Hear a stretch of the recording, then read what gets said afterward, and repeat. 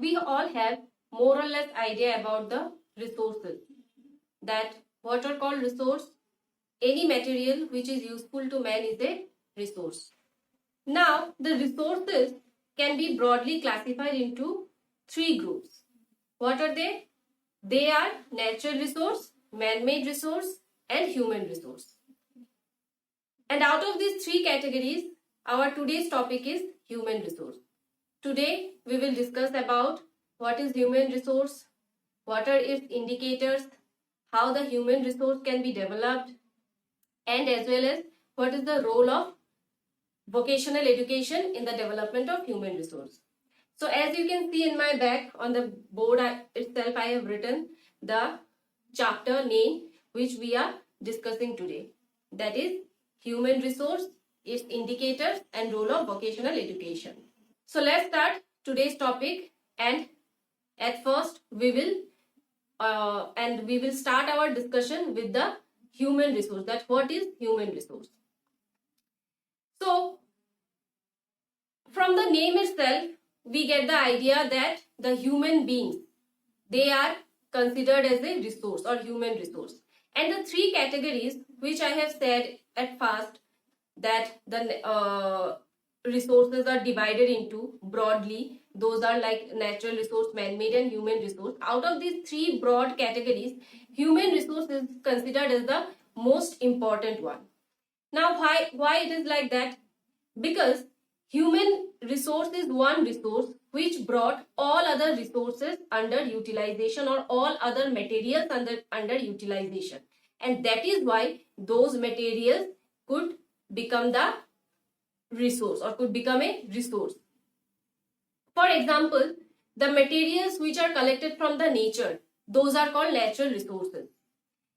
Now the materials like coal, petroleum, natural gas, which are mineral resources, but all these materials, until humans started using them in different ways, these materials remained in the nature as a neutral stuff. Means a material or a stuff which have no usage as well as have no harm. Neither they are harmful nor they are useful. That means what? Due to the human resource, these materials could have brought under utilization by the man, and thus these materials have become a resource today. So that is why human resource is considered as the most important resource, because the existence of all other resources are depend on the human resource. Now let's see why. So now we know why human resource is very important or considered as the most important. Now one question arises that human resource means the human beings. Human beings are termed as a resource. But does it mean that the entire population in the world or every single individual in the world is a resource? Can we say that? Then the answer will be no. We can't say that. The entire population of the world or every single individual cannot be termed as a resource. Why? Because for an individual or for a man to become a resource, to become a human resource, need to have certain qualities. What are those? In next few minutes we will discuss. But before that, let us also discuss that as just like the existence of other resources are dependent on the human resource, similarly the development of any country is dependent on its human resource.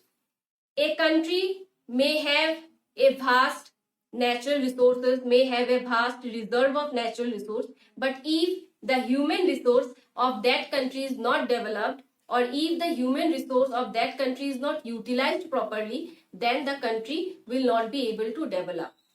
That is why from that point of view also, from the point of view of the development of a country also, or from the point of view of the development of a society also, human resource is very important. Now, who can be termed as the human resource? Here, the human beings who are participating in the productive activities, who are providing their physical and mental labor, they can be termed as a human resource. They are termed as a human resource. Now, in the productive activities, in a production, 4 factors are there of the production: land, labor, capital, and organization. Now, except land, in rest 3 factors, human is directly associated with. That means labor, capital, and organization, with these 3 factors, human are directly associated. And out of these 3, labor is one factor which can be provided by the human beings only. Both physical and mental labor is provided by the physical contribution, and mental contribution is made by the human beings only. So, what does labor mean? What does labor mean? Labor means the effort of an individual for the production. So, the individual who is able to provide this labor, or who is providing this labor, he or she is termed as a human resource. That means who is contributing in the production of the country. That person or that individual is considered as a human resource. Now, to become able to give this labor, what we need, what qualities we need? We need the qualities like healthy mind, healthy body. Along with that, we need qualification, required qualification or training or skill.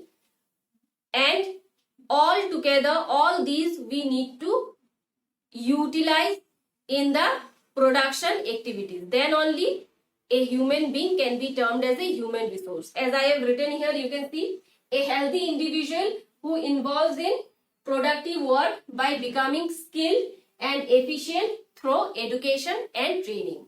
So just having education or having the training or skill is not enough, or just having the healthy mind or healthy body is not enough. We need to utilize them in a productive way or in the production.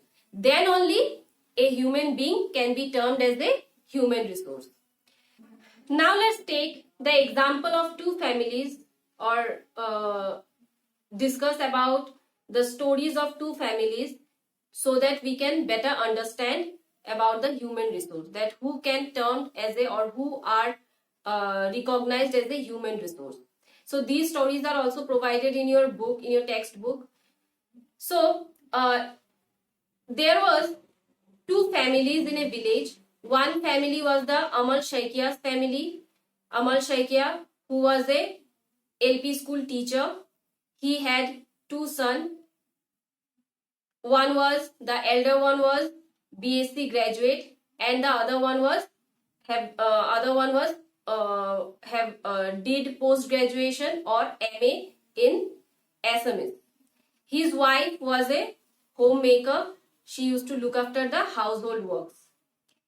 Now, both the Amal Shaikia's son, though they were educated enough, but they did not have any job in their hands, because they were searching for a government job. But as years passed, any of his son could not get any government job, and thus they were ideally sitting at home without any work in hand. In few years, Amal Shaikia got retired from his teaching job, and the entire family got dependent on his small pension. And it became really difficult for Amal Shaikia to run these 4 members of family with his small pension. So soon the frustration as well as the mental as well as the pressure of expenses of his family made him sick, and soon he got bedridden. Amal Shaikia got bedridden, and the condition of the family became worse. Now in that same village, another family lived, which was Khalilur Rahman's family. And Khalilur Rahman, he was a small farmer in the village. But in his family, his wife, she, along with looking after the household work, she also used to weave cloths on her handloom at home. So from weaving cloths also she used to earn some money. Similarly, Khalilur Rahman also had 2 children, one son and another one daughter. But his son he was not very interested in studies. So after he completed his metric or HSLC, he uh, did not continue his studies anymore. And Khalilur Rahman, he knew about it, that his son is not interested in studies. So he advised his son to go to the town and take a training of making cloth, take a training on making cloth. So after getting 1 year of training, he came back to the village and he opened a shop in the village.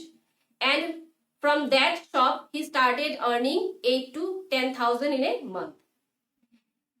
On the other hand, Khalilur's daughter, she had some physical problem.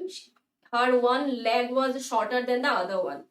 But though she had this physical difficulty, but she completed her HS or 12th examination successfully. She passed the exam and then she took a 6-month beautician course and opened a parlor in the village. And after that, the females of the village, they started visiting her parlor. So she also started earning a good amount of money from her parlor. So here, from these two families, whom we can consider as the resource, human resource, and whom we cannot. So here, the two sons of Amal Shaikia, though they were highly qualified, one was graduate, another one was postgraduate, but we cannot consider them as a human resource. Though they have qualification, though they have healthy body, healthy mind, but still we cannot consider them as a resource.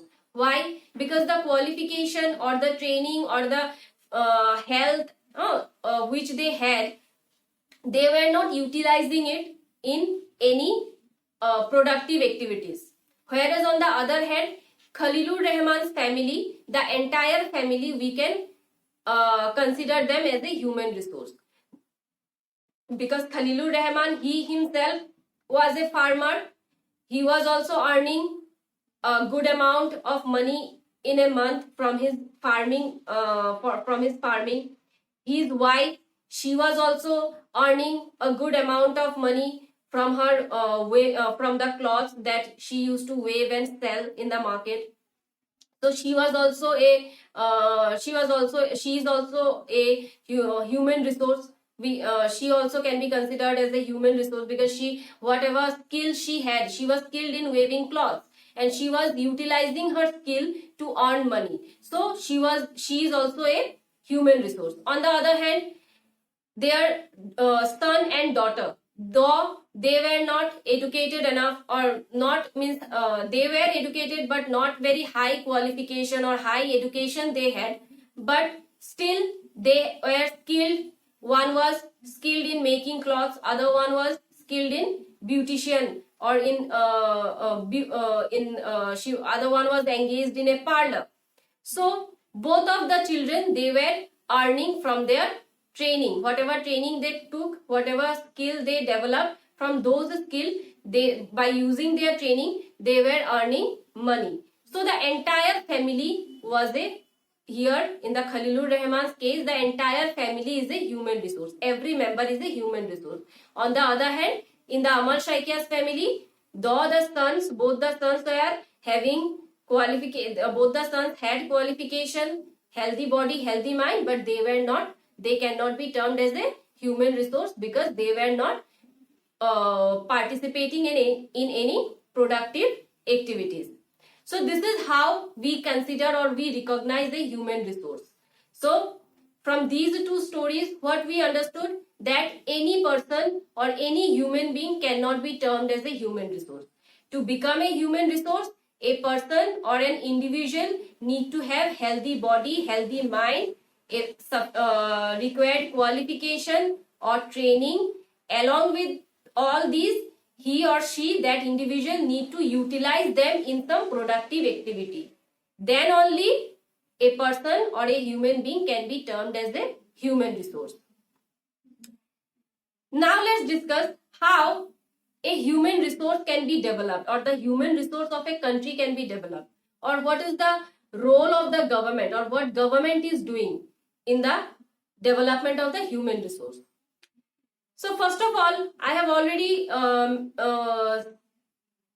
said this, mentioned it in the beginning of the video, that there are 4 factors of production: land, labor, capital, and organization. And out of these 4 factors, except land, with all other 3 factors, human are directly associated with. That is why, to increase the production of a country, the development of the human resource or the development of the people or population of that country, or transform the population into the human resource, is very important. In this regard, we can take the example of our country. The government is providing a number of facilities or number of services we are receiving from the government in order to develop ourselves into a human resource. For example, free education, then free hospital medical attention, or free treatments in the government hospitals are provided by the government. Free education is provided in the government school, as well as we are government is also have taken initiative to distribute the food in the entire nation among all the people of the country in a minimum price, so that the entire population of the country can get a healthy diet. So, and all these are very important, because to get a healthy body, we first need proper diet or proper food or nutritious food. Along with that, we also need good health facilities or health services. And the people who are not able to pay the huge expenses of the private hospitals, those people also need the same attention, medical attention. And that is why government has provided the government hospitals where people can get treatment at low cost or at a cheap rate.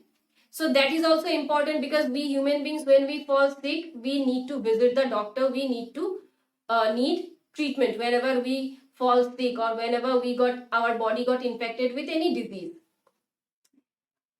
Similarly, we also need education, because without education, any training or any skill, we will not be able to develop. We will not be able to get any training, any sort of training, or to develop any of the skill. We need education. This is the basic thing, the first step towards that. So, after having all these, then only a human will be able to take the first step towards the human resource. But having all this is not enough. Employment is also needed. So here the government is also trying to provide sufficient employment opportunities, so that all the individuals or every single individual in the country can get an employment or source of income. Because without employment, a human being cannot be termed as a human resource. But yes, in our country, as the population is very vast, very huge, and the resources are limited, that is why, though the government is taking different initiatives, but those are not sufficient enough. That is why we are still facing the problems of like unemployment, poverty, etc. So to transform the population into a human resource, then all these need of nutritious food, better health services, need of education, need of employment, all these need to be fulfilled. Then only the development of the human resource will be possible. Let's now discuss about the indicators of human resource.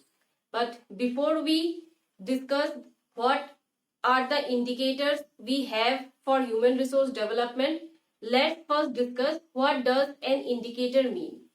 Indicator means the science which gives us the idea about the human resource development of a country. That means these are those signs following which we can get to know that how the human resource of a particular country is developed, how much the human resource of a country is developed or not. So what are those indicators? Some important indicators of human resource development are First of all, we are having literacy rate in the list. Next, we are having the life expectancy. Next to that, we have infant mortality rate. Then the per capita income, school enrollment and dropout rate, and the immunization rate. These are the various important indicators of human resource development. Now we will discuss each of the indicators of human resource development in detail. So the first indicator that we have in our list is the literacy rate. So literacy rate, it is very important, or education is very important for the human resource development, because proper education increases knowledge and efficiency. Thus, to increase the human resource development rate, then providing education to the population is very important, because it is a ladder. Quality education is a ladder to the human resource development. Here in this regard, one data has been provided where the comparison between India and Japan is made. The comparison in the literacy rate of India and Japan. And in this data, in this table, where the data is provided in this table, we can clearly see that how big gap is there in the literacy rate of India and Japan. In 2011, as per the 2011 census, the total literacy rate of India was 74.404%, whereas the literacy rate of Japan was 99%. On that same year, the male literacy rate of India was 82.14%, whereas the male literacy rate of Japan was 99.9%. Similarly, the female literacy rate of India was in 2011 65.46%, and in the same year Japan's female literacy rate was 99.7%. So here we can see that a huge gap lies between the literacy rate of India and Japan, and that is why today Japan is a developed nation, whereas India is a developing nation. Because to transform, as I have already said, that development of any country is dependent on its human resource, and when the population can be transformed into a human resource, when they are provided with proper education. It is the first step, or to become a human resource, a number of baby steps we need to take, and in these baby steps, literacy rate or literacy or education we can consider as a first step or an initial or step which we need to take. So if the literacy rate will increase, that means the possibilities of the human resource development will also increase. The next we are having in the list is life expectancy. Now, what is life expectancy? It means that how long a child enjoy a healthy life from its birth. So, if the life expectancy of the people of the country or the population of the country will increase, that means the scope of the human resource development will also increase, because to participate in the production activities of the country, a person need to have a long healthy life, need to lead a long healthy life. To get the education also, to acquire the education also, a person, a human being, to become a human resource need proper education, skill or training, as well as need healthy body, healthy mind. So in this regard, healthy body, healthy mind is the first need which a human being need, which a human being want. So when a person will have a healthy body and a long life, healthy long life, then only that person in his lifetime will be able to get or will be able to acquire the other qualities like education, training, or skill.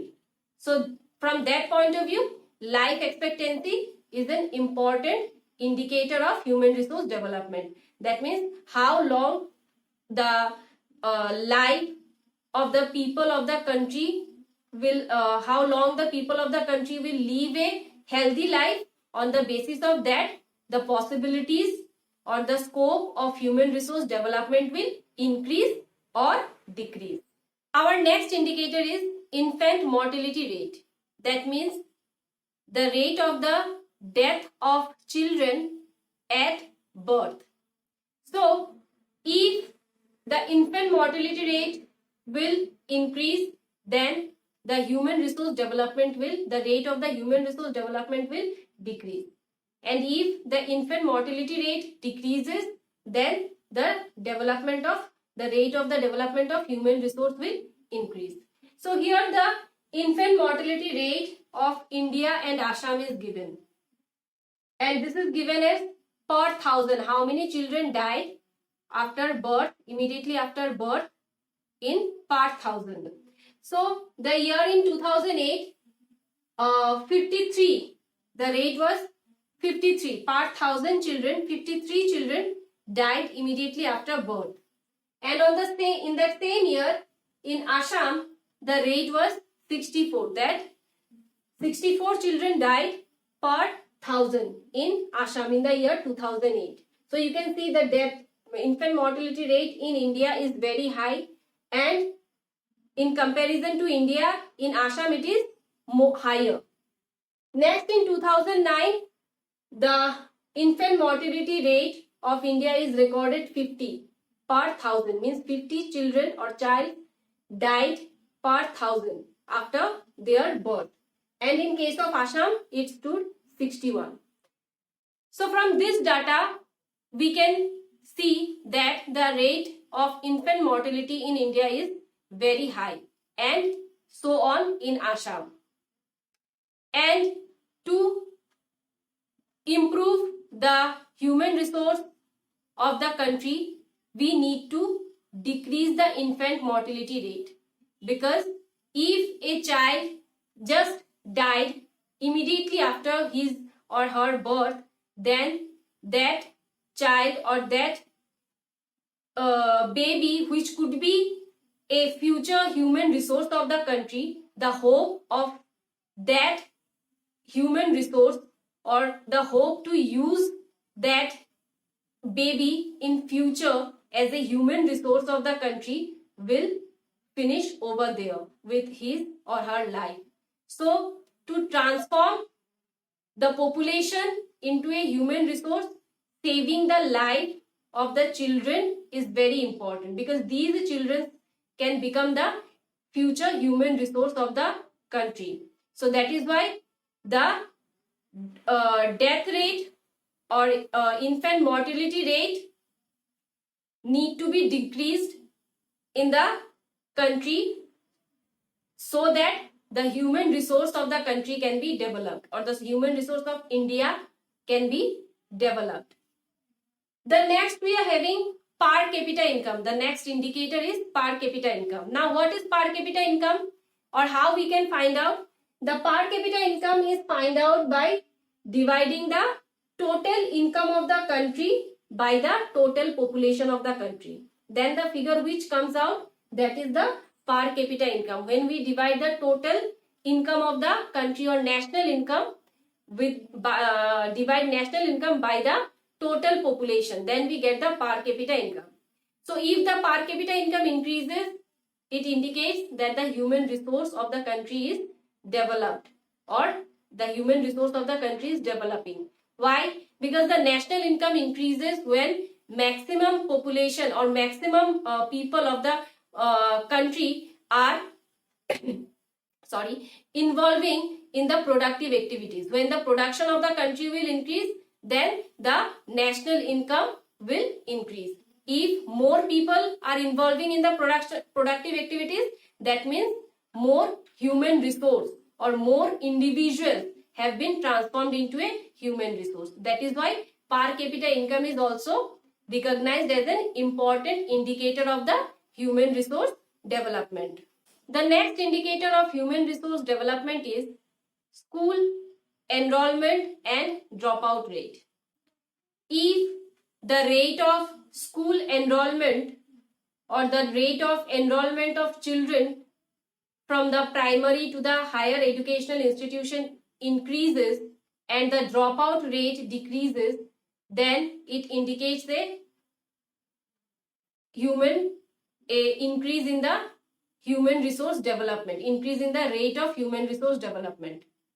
Similarly, if the enrollment rate decreases and as well as the dropout rate increases, then it indicates just the opposite. That means decrease in the human resource development. That means the possibilities of the human resource development will decrease. So that is why high enrollment of children in the primary educational institution to the higher educational institution need to increase and the dropout rates need to decrease.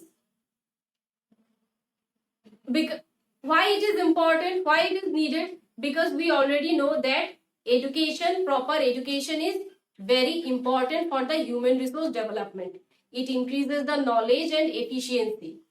So that is why if the students left their studies left their school or higher educational institutions without completing their studies, then those students will not be able to become a human resource in future.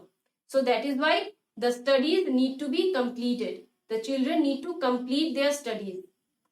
That is why enrollment rate need to increase and dropout rate need to decrease. The next indicator of human resource development is immunization rate. So what is this immunization? Immunization means the process of making a human body immune to certain infections, typically by inoculation. Inoculation means, this term we are not very familiar with this term. So the other name of inoculation is vaccination. Means providing vaccines or giving vaccines, the human body used to make immune to various life-threatening diseases. And thus these immunization process or these vaccines help in providing a person a healthy and long life, which is very essential for the human resource development. We have already discussed that a person can become a human resource, can transform into a human resource only when the person will have a healthy body, healthy mind, as well as a long healthy life. Because to get the other or to acquire the other qualities like education or skills or training or to do a job or to do a work, for all these a person need a strong body, a fit body, a healthy body, and immunization helps in this process. Provide a person a healthy body, helps a person to live a long and healthy life. So that is why if the immunization rate increases or if 100% of the children of a country is brought under the immunization process, then the rate of the human resource development will increase. And to help in order to solve this problem and in order to provide vaccines properly to each and every single child of our country, the government have taken the initiative under which the government provides free vaccinations to the children up to a certain age. And these vaccination campaigns are undertaken by conducted by the Rashtriya Rural Health Mission. Under this program, the immunization campaigns is to conducted throughout the country in different times, and in those campaigns children are provided with different vaccines at a free of cost. So that is why immunization rate is also considered as a very important indicator of human resource development. Now we have reached at the last part of this chapter, where we will discuss about the role of vocational education. But before that, we need to know what does vocational education mean. So let's start from the vocation first. What does a vocation mean? Vocation means the profession of a person. it means the work which a person do to live, to earn his or her livelihood, or to earn his living. The work which is done by a person to earn his living is called his or her vocation or profession. Similarly, the education or any education which contributes to earning, that is called a vocational education. Now we can see that the population of India is very high. As per the 2011 data, the population of India is more than 11 crores, and this, it is not possible for the government to provide this entire population with jobs or government jobs. It is not possible for any government to provide the entire population with government jobs. So that is why vocational education is very important to reduce the unemployment rate. For example, a person who is trained in repairing mobile phone or computer, it is, and earn his livelihood by repairing mobile phones and computer, it is his profession, and the training which he has taken in this regard, that is his vocational education. Similarly, plumbers who are trained in repairing the pipelines, water pipelines, it is their vocation, and the training which he has taken in this regard, it is his or her vocational education.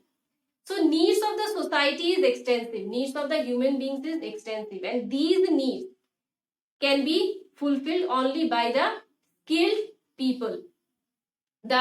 We need plumbers, we need electricians, we need mechanics to repair our car, to repair our vehicles, to repair the various electronic goods which we use in our day-to-day life. We need tailor to stitch our cloth. So we have a long list of our needs, and these are the modern professions which are available and through which society is able to fulfill its needs, humans are able to fulfill its needs, and as well as the people who are engaged in these professions, they are living their livelihood with the help of these professions. So that is why today the government have taken initiative in the field of vocational education or providing vocational education. In this regard, the state government have taken, the different state governments as well as the central government have introduced vocational education in the curriculum of higher secondary education.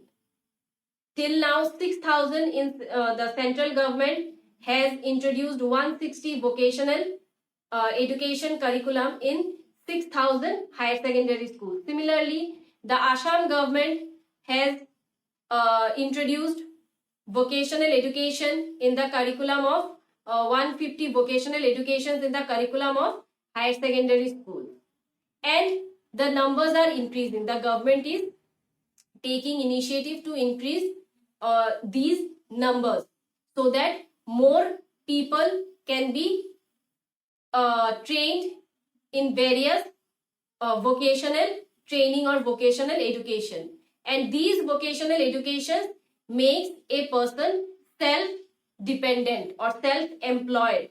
Because as I have already said, it is not possible for any government to provide jobs to the entire population. So that is why we need other ways to make a person employed or to make a person earn his or her livelihood, because unemployment is a big hurdle in the human resource development.